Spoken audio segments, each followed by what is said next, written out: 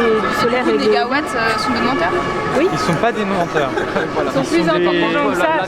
L'ADEME Ils qui dit sont qu'il y a que malhonnêtes. 6 grammes de... C'est pas des menteurs. Le nucléaire, c'est une vision, c'est un imaginaire de la puissance. Donc c'est incompatible avec une société qu'on veut plus sobre et pour une sortie du fossile. Ici, la plupart des manifestants sont pour la sortie des fossiles, pétrole, charbon, etc. Nous, antinucléaires, on affirme que le nucléaire, c'est une énergie fossile d'abord parce que l'uranium, c'est une énergie, c'est un minerai qu'on extrait au Niger en particulier et dans notre pays, et c'est une énergie qui est incompatible avec l'imaginaire de la sobriété, parce qu'en soi, c'est une production d'énergie immense. Une centrale, c'est vrai, produit énormément d'énergie, d'électricité. C'est une gabegie, et c'est une contradiction entre la nécessité de la sortie des fossiles avec une société plus sobre et l'imaginaire d'une technique qui est fondée sur la puissance et la centralisation. Tous ici on partage l'idée que c'est la sobriété, que la société doit s'orienter vers la sobriété. Ensuite, quand on a diminué nos besoins d'énergie, d'électricité, on a tout l'éventail de techniques possibles en France, entre les énergies évidemment éoliennes et solaires, mais ça c'est partout sur la planète, mais on a aussi la géothermie et toutes les énergies marines avec les différentes techniques, sur la marée motrice, sur le différentiel de température, surface, profondeur, etc. Il y a plein de techniques qui ne sont pas développées parce que les moyens ne sont pas accordés à ces solutions-là. Tout le nucléaire absorbe les budgets de recherche et ne laisse que quelques miettes aux autres techniques. Moi, je ne suis pas pour le développement des énergies renouvelables industrielles. Le problème, c'est que les puissances industrielles installées comme Areva, EDF, enfin le Orano, l'ex-Areva, EDF, Total, tous les plus grands pollueurs de la planète sont devenus, oh miracle, écologistes. Ils font des éoliennes, ils se lancent dans le solaire, etc. Mais c'est parce qu'ils veulent conserver leur contrôle, de l'énergie, pour que le monde ne change pas, pour que derrière la même société de consommation continue comme avant. Nous, ce qu'on veut, les écolos conséquents, dont je crois être, c'est promouvoir une énergie humble, modérée, une petite énergie, c'est-à-dire que à petite échelle, c'est-à-dire que on est contre les immenses champs solaires, on est contre l'immensité des éoliennes qui font 300 mètres de haut. Bon, j'exagère, la plus grande elle fait 200 mètres, mais on est contre le gigantisme. C'est la société du gigantisme. Le nucléaire est une technique qui ne fonctionne qu'avec le gigantisme. Et c'est donc incompatible avec une sortie de cette société de la consommation d'énergie. C'est incompatible. Sans compter évidemment toute la dépense, le coût financier et les risques sanitaires. Ça c'est encore aussi scandaleux. On ne peut pas se contenter de dire il faut fournir suffisamment d'énergie. Il faut définir de quelle énergie on a besoin, pour quel type de société, quel type de consommation, quel type de production.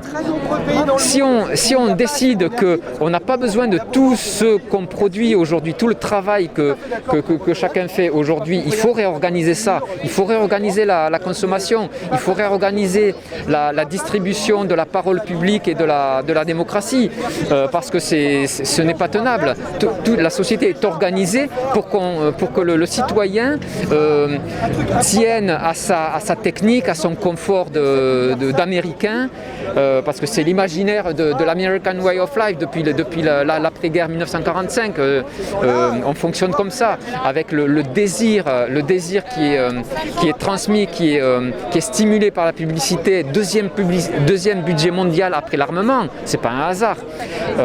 Donc c'est cette société-là dont on ne veut pas. Donc les besoins, quelle énergie suffisante on a besoin. Si on revoit à la baisse nos désirs et notre désir de consommation, notre désir de puissance et de prestige, forcément les besoins énergétiques seront largement moins qu'aujourd'hui.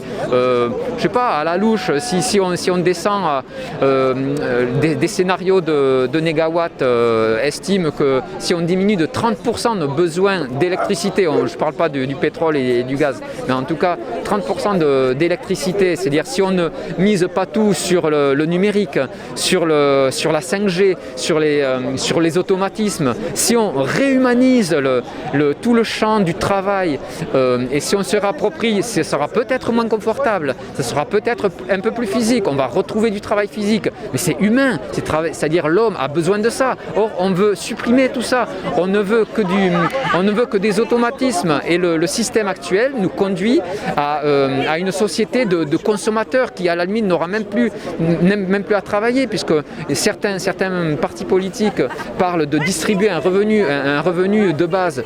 Moi je suis contre ça. On ne veut pas juste le citoyen, enfin l'homme ne veut pas, il n'a pas besoin d'un revenu d'une obole des puissances financières qui s'accaparent tout le travail. L'homme, le citoyen a besoin de travailler et de s'épanouir par son travail. Pas un travail harassant, mais un travail utile pour lui, utile pour la collectivité.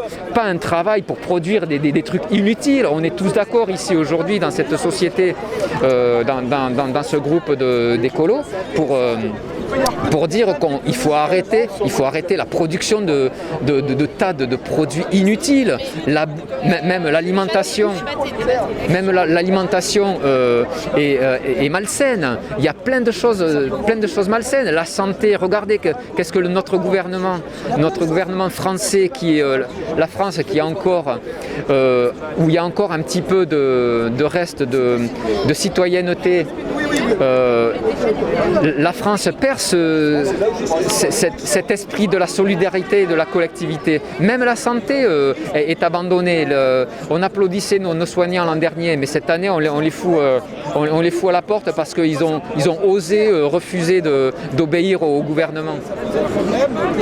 Donc voilà quoi. Nos voisins pro-nucléaires, ils me débectent. Moi je les trouve bêtes. Ils sont complètement incohérents avec cet imaginaire de la puissance et un imaginaire qui doit advenir, un imaginaire humain, d'humanité. Vous savez ce que c'est ? Aujourd'hui, on a quand même un problème majeur dans l'humanité, c'est réussir à venir à bout de 70 à 80% de l'énergie qu'on utilise, qui est l'énergie fossile, et d'utiliser toutes les énergies décarbonées qui existent pour venir à bout de ces fossiles. Voilà. En France, dans les années 70, certains avaient conçu un programme nucléaire. À l'époque, c'était pour baisser le recours au pétrole. En l'occurrence, c'était pas contre les émissions de CO2, mais c'était pour baisser les achats de pétrole. Aujourd'hui, avec 45 ans de recul, on s'aperçoit que non seulement ça nous a fait économiser beaucoup de pétrole, mais qu'en plus, ce nucléaire est une énergie décarbonée, donc contribue à la lutte pour le réchauffement climatique. Donc je suis militant pour la cause climatique, contre les émissions de CO2, et donc pour le maintien et le renouvellement de nos réacteurs nucléaires quand ils seront en fin de vie. Donc il faut prendre la décision maintenant, puisqu'on met en effet 15 à 20 ans pour construire un réacteur, et pour que le nucléaire soit intégré de manière positive sur les discussions pour le climat. Alors dans le nucléaire, oui, il y a de moins en moins de déchets, même s'il y a toujours des déchets, mais les déchets du nucléaire sont maîtrisés de A à Z, contrairement aux déchets de toutes les autres industries, et contrairement surtout au CO2, qui est quand même un des déchets les compliqués à gérer qui restent dans l'atmosphère. Les déchets nucléaires sont gérés de A à Z. Alors moi, il y a des choses qui me font peur dans le nucléaire, c'est sûr. Il y a une chose qui me fait pas peur, à titre personnel, c'est les déchets. Pourquoi est-ce que ça me fait pas peur? Parce qu'ils sont gérés de A à Z et parce qu'il y a des solutions pour après tous nos déchets. Dans les solutions pour les déchets, il y a des solutions qu'on a aujourd'hui sur étagère qui sont en train d'être mises en place. Et il y a aussi une solution qui est le nucléaire de 4e génération qui utilise beaucoup moins d'uranium et donc grâce à quoi, qui utilise 20-25 fois moins d'uranium et donc grâce à quoi ça crée beaucoup moins de déchets. Donc je suis pour aussi continuer à investir dans des technologies de pointe et développer le 4e génération.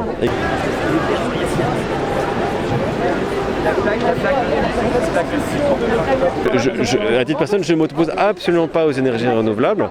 Je pense que particulièrement dans les pays dans lesquels on a beaucoup recours au charbon et aux énergies carbonées pour produire de l'électricité, les énergies renouvelables sont extrêmement importantes surtout quand elles tapent dans le charbon ou dans le gaz. Donc si la Pologne se met à investir en même temps que le nucléaire se met à investir au maximum dans les énergies renouvelables, c'est très bien. Je suis très pour, je suis très positif. Ce qu'il faut savoir et ce qui est extrêmement quand même important, c'est que de toute façon le nucléaire n'est pas contre les renouvelables. Le nucléaire c'est contre le fossile tout d'abord, et ensuite il faut prendre les énergies pour ce qu'elles sont. Qu'est-ce qu'elles sont? Le nucléaire c'est quoi? C'est une production d'électricité qui est permanente et qui est pilotable. En France en tout cas le nucléaire est pilotable. On fait des arrêts de réacteurs pour rechargement de combustible et autres au moment où on a le moins besoin d'électricité. Voilà, donc c'est en face de ça on a du fossile. Moi je suis contre le fossile, c'est clair. Et les renouvelables ont énormément d'intérêt, mais les renouvelables, il faut savoir ce que c'est réellement. Les renouvelables c'est de l'énergie qui est beaucoup plus diffuse et beaucoup moins concentrée que l'énergie nucléaire. Donc l'énergie renouvelable ne fait pas la même chose que l'énergie nucléaire, prend beaucoup plus de place que l'énergie nucléaire puisque évidemment une centrale nucléaire c'est 8 réacteurs sur quelques kilomètres carrés, et donc c'est une production énorme d'électricité qui prend extrêmement peu de place au sol et grâce à quoi qui atteint assez peu la biodiversité. Voilà, donc le renouvelable c'est un petit peu différent, ça a de ce point de vue là des caractéristiques un peu différentes. Donc le renouvelable on peut en implanter, on peut pas en implanter partout, il y a des endroits où ce sera jamais possible d'en implanter, les endroits où il y a plus de soleil que d'autres endroits, il y a des problèmes. Le renouvelable c'est pas idéal, aucune énergie n'est idéale, ni le nucléaire ni le renouvelable, mais le renouvelable c'est aussi des énergies qui sont aussi critiquées par les riverains, etc. Et puis il en faudrait beaucoup. Aujourd'hui, l'un des autres avantages du nucléaire, gros avantage, c'est que grâce au nucléaire, on arrive à avoir une électricité permanente et en France pas trop chère, plutôt moins chère. Si on prend un point de comparaison, donc l'électricité en France, pays très nucléarisé, coûte 80% de moins l'électricité qu'en Allemagne, pays dans lequel de moins en moins nucléarisé, qui compte devenir de plus en plus dépendant des énergies renouvelables. Voilà, donc sur le coût, parce qu'on attaque beaucoup les nucléaires sur le coût pour moi, clairement, il n'y a pas photo. Le système énergétique basé à 100% sur les renouvelables serait beaucoup plus cher que le système énergétique dans lequel il y aurait du nucléaire, des renouvelables et tous les renouvelables, parce que les renouvelables c'est pas seulement le solaire photovoltaïque et l'éolien, c'est aussi également évidemment une énergie très importante dont on parle assez peu actuellement, qui est l'énergie hydraulique.